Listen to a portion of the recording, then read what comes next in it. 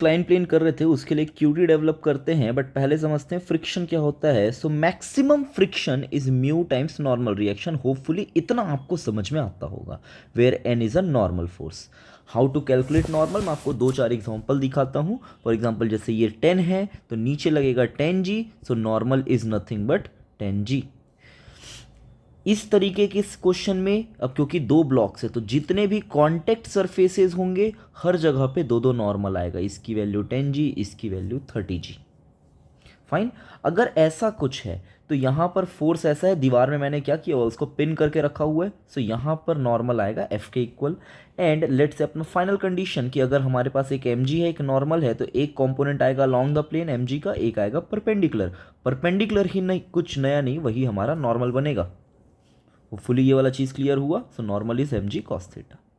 अब आइए सब में मैं आपको समझाने की कोशिश करता हूँ कि यहाँ पर मैं अगर बात करूँ पहले में तो फ्रिक्शन की maximum value mu into 10G होगी, है ना, म्यू नॉर्मल। अगर मैं सेकंड वाले में बात करूँ तो यहाँ पर क्योंकि दो दो सरफेसेज हैं, हर सरफेस पे उसका नॉर्मल, इस सरफेस का नॉर्मल क्या था 10G, तो यहाँ पर यहाँ का फ्रिक्शन कोफिशिएंट, यहाँ का नॉर्मल, यहाँ का फ्रिक्शन कोफिशिएंट, यहाँ का normal, and so on. Third third अगर इसके लिए बात करेंगे तो म्यू इंटू एफ। बढ़िया। फोर्थ अगर इसके लिए बात किया जाए तो फोर्थ वाला भी आसान है, आपको मेरे ख्याल से समझ में आया, ये एक ही सरफेस है तो म्यू इंटू यहाँ का normal is mg cos theta. Fine, यहां तक की चीजें क्लियर है। Let's go a little bit further. Imagine करिए कि मेरे पास एक ग्रूव है, 3D ग्रूव, ठीक है, और ये जो हमारा ब्लॉक है, जो ग्रीन ब्लॉक है, वो एक टाइटली फिक्स्ड है। ये इस वाइट वाले ग्रूव में टाइटली फिक्स्ड है, तो इसका मतलब हर जगह से इसके ऊपर नॉर्मल लग रहा होगा। ठीक है, तो आइए इसका 3D पर्सपेक्टिव एक बार समझने की कोशिश करते हैं। ये मेरे पास एक ग्रूव है एंड लेट से इसके ऊपर ये मेरा ब्लॉक रखा हुआ है इस तरीके से। तो ध्यान से देखिए, जैसे n1 लिखा है, this was n1, this was n2, this was n3। ठीक है, कितनी है वैल्यू इस पे अभी डिस्कशन नहीं कर रहे हैं, but if normals are n1 n2 and n3, so इस सरफेस पर फ्रिक्शन लगेगा म्यू1 n1, इस सरफेस पर फ्रिक्शन लगेगा म्यू2 n2 एंड इस सरफेस पर फ्रिक्शन लगेगा म्यू3 n3। होपफुली ये वाली चीज क्लियर है। जैसे ही आया तो आइए now, so now it's a yes series, yes series means now it's time you to escalate। देखिए एक बेसिक प्रॉब्लम है, that is m mu h and theta, these are given quantities. ठीक है, अब आपको क्या क्या करना है तो देखिए, because it is escalation series, मैं आपको जिस सीक्वेंस में क्वेश्चन को बनाने बोलूंगा उसी सीक्वेंस से बनाइए ताकि हम सब मिलके एक साथ एस्केलेट कर सके। What you have to find, you have to find normal force and maximum friction. If block is at rest, अगर ब्लॉक को मैं रोक दूं, then net force, acceleration, friction. If block is at the verge of slipping, just slip करने वाला है, then net force, acceleration and friction. Now if block is sliding down, then it's acceleration, time to reach the bottom and speed when it reaches the bottom. Give this problem a try, एक एक पीछे कर लीजिए और एक एक करके सबको वापस सॉल्व करिए। तो होपफुली आपने इसको सॉल्व किया होगा। Now just look at this, जैसे आप यहां पर पहुंचोगे, this is normal, this is mg। Fine, तो इसका एक कंपोनेंट आएगा mg साइन थीटा, एक कंपोनेंट आएगा mg cos theta. So normal की वैल्यू मिल गई mg cos थीटा, तो फ्रिक्शन की मैक्सिमम वैल्यू होती है mu n, that is mu mg cos theta. Hopefully you have got this. अगर आपको यह समझ में आया तो सेकंड मुझे बोल रहा है कि अगर ब्लॉक रेस्ट पर है, इसका मतलब भैया नेट फोर्स तो जीरो ही होगा ना, रेस्ट का मतलब तो यही हुआ है ना, and acceleration is also zero. But इस चीज को समझना अब हल्का सा यहां पर कॉन्सेप्चुअल चीज है। अगर हमारा ब्लॉक रेस्ट पर है तो नीचे उसके ऊपर लग रहा होगा mg साइन थीटा, तो उसको प्रिवेंट करने के लिए ऊपर लग रहा होगा फ्रिक्शन फेयर्स f। समझना, बहुत ध्यान से समझना कि maximum value of friction is mu mg cos theta. Let's say इसकी वैल्यू 100 है, अगर मेरे mg sin थीटा की वैल्यू 80 हुई तो friction is a self adjusting force, it will not act as 100, it will act only as 80 such that it may prevent the relative sliding, that is f की value होगी mg sin theta. Hopefully आपको ये समझ में आया। जैसे ही हुआ तो थर्ड, अब जैसे ही अबाउट टू स्लाइड है, it is about to slide, not sliding, that means again net force is zero, अभी भी acceleration is zero, but now अब ये जो फ्रिक्शन है ये मैक्सिमम पर लग रहा होगा। इसकी वैल्यू जैसे अभी मैंने बताई ना कि इसकी वैल्यू लेट से 2 मिनट लो, वही वापस पुराने नंबर्स की 100 हो सकती है। ये था 80, धीरे धीरे मैंने मास बढ़ाया, कभी ये हुआ 90, 92, 98, 99 एंड उसके बाद फाइनली ये हो गया 100। तो बिकॉज अब ये 100 है, फ्रिक्शन आपको पूरी ताकत लगानी पड़ेगी, दैट इज फ्रिक्शन भी लगेगा 100 पे ताकि यहां पर स्लाइडिंग ना हो सके। But still net force is zero, acceleration is zero and F is equal to mu M G cos theta. Fine, if it is sliding down, तो अब sir M G sine theta की value बड़ी हो चुकी है। Now जैसे पिछले मैंने बोला था ना mu M G cos theta की वैल्यू 100 है, इसकी मास की वैल्यू मैं बढ़ाते जा रहा था, बढ़ाते जा रहा था, बढ़ाते जा रहा था समहाउ, तो लास्ट टाइम 100 हो गया था, now it is 110। Fine, if it is 110 तो ये नीचे आएगा 110 से, रोकेगा कौन 100, तो 100 minus 110 by mass, that is the acceleration, net force by mass. So मेरे एक्सेलरेशन की वैल्यू आ गई g sine theta minus mu cos theta, that is g sine theta minus mu g cos theta, है ना, तो वो g common ले लिया मैंने, that is the acceleration. Next मुझे टाइम पूछा है, l is equal to h by sine theta. हम लोग ये सारी चीज़ें निकाल चुके हैं, अगर आपको जस्ट इन केस किसी भी रीजन से कंफ्यूजन हो रहा हो, मैं पार्ट 1 का लिंक डाल दूंगा, दिस इज पार्ट 2, यहाँ पर हम उसको और बेहतर तरीके से थोड़े और एलिवेट हो रहे हैं। पार्ट 1 देखिए, उसके बाद वापस इसे रीवॉच करिए। So l is equal to h by sine theta half a t square, है ना। सो इसे जैसे ही मैं इक्वेट करता हूं, I get the time as this g sine theta minus mu cos theta, या फिर sine square theta mu g sine theta cos theta.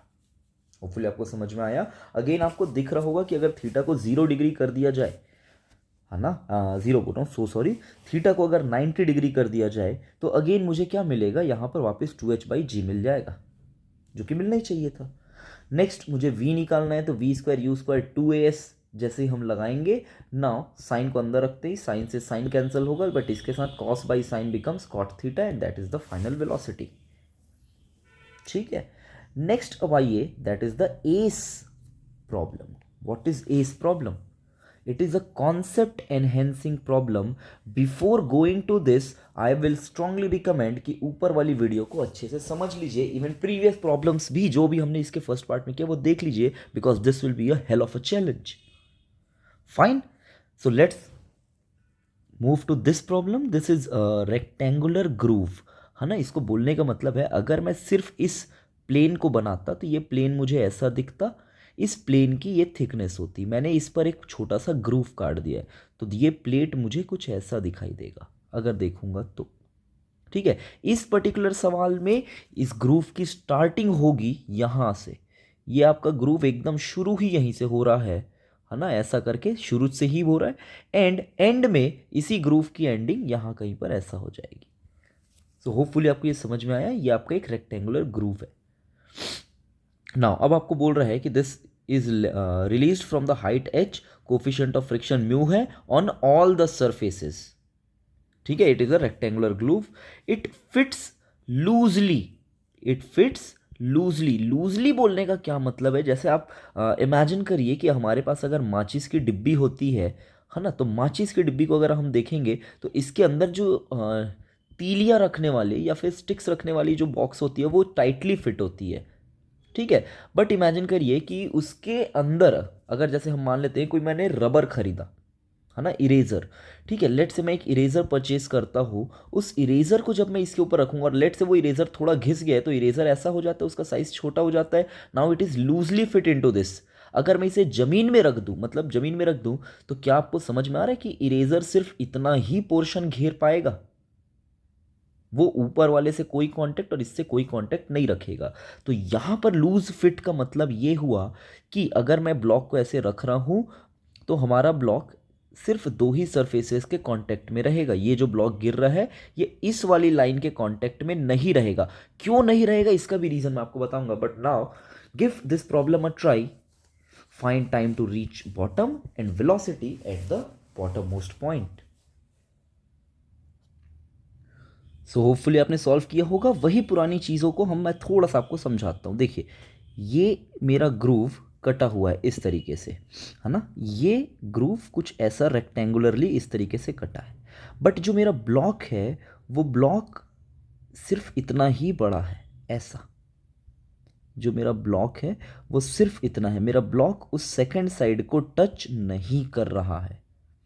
ये भी हम सीख चुके हैं कि डाउन द प्लेन एक्सेलरेशन कितना होगा, जी साइन थीटा कॉस अल्फा। अगर आपको स्लाइटली भी डाउट है इसमें कि ये कैसे हुआ, वापस आप प्रीवियस वीडियो रीवॉच कर सकते हैं, लिंक आपको मिल जाएगा डिस्क्रिप्शन में ना। अगर मैं इसको टॉप व्यू देखूं, इसे को सिर्फ इसे मैं अगर ऊपर से देखूं तो आपको समझ में आना चाहिए कि ऊपर से ये अलोंग द प्लेन स्लाइड करना चाहता था as M G sine theta, but due to presence of this groove, इस ग्रूव के नॉर्मल की वजह से ये ऐसा नहीं स्लाइड करेगा, ऐसा स्लाइड करेगा। This is the tendency to move again. So आपको क्लियर होगा कि एज मैं देख सकता हूं कि इस n2 की वैल्यू, सॉरी यहां पर इस mg साइन थीटा के अगर दो कंपोनेंट्स किए जाए तो that is mg sine theta का sine alpha, mg sine theta का cos alpha. Now this n2 will be equal to mg के साइन थीटा का sine alpha, and t2 is mu times mg sine theta so. ये f2 बोल रहा हूं मैं, इसे सेकंड फ्रिक्शन बोल रहा हूं दिस सरफेस के। और आप समझ सकते हैं जो अपना स्टैंडर्ड फ्रिक्शन होगा ही, जो ग्राउंड से लगी रहा है mg cos थीटा की वजह से, that is n1 mg cos theta, this is the first friction. ध्यान से देखिए, मैं हल्का सा आपको फिर से एक्सप्लेन करने की कोशिश करता हूं। ग्राउंड की वजह से mg cos थीटा था, इसकी वजह से नॉर्मल आया n1, ये तो मेरे ख्याल से क्लियर हुआ।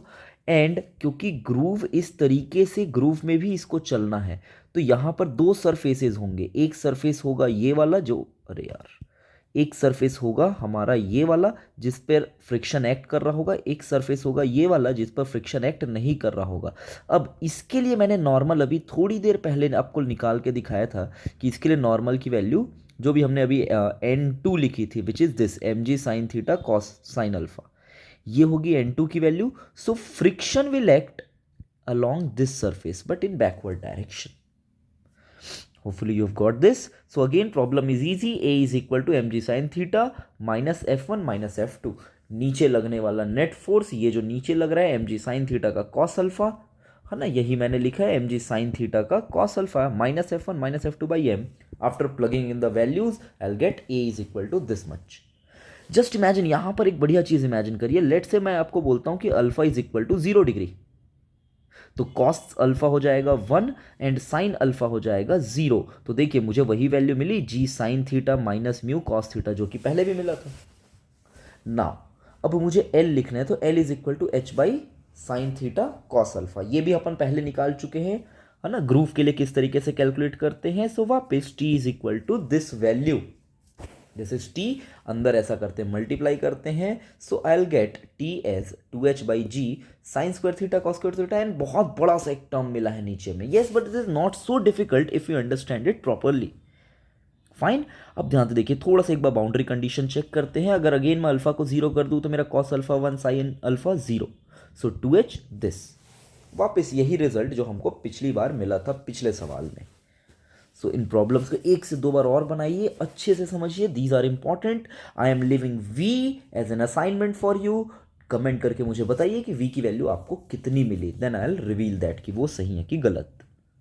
फाइनली एक और असाइनमेंट है आपके लिए। अब इसी क्वेश्चन को, same problem, if a spring is placed at the very end of the groove, what will be the maximum compression in the spring।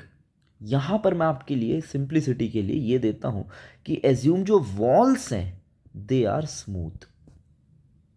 So give this problem a try. अगली बार फिर मिलते हैं, कुछ नया आपको सीखना है, डू कमेंट। मैं जरूर कोशिश करूंगा कि उस टॉपिक पे भी जितना जल्दी हो सके वीडियो जरूर बनाऊं। Have a nice day.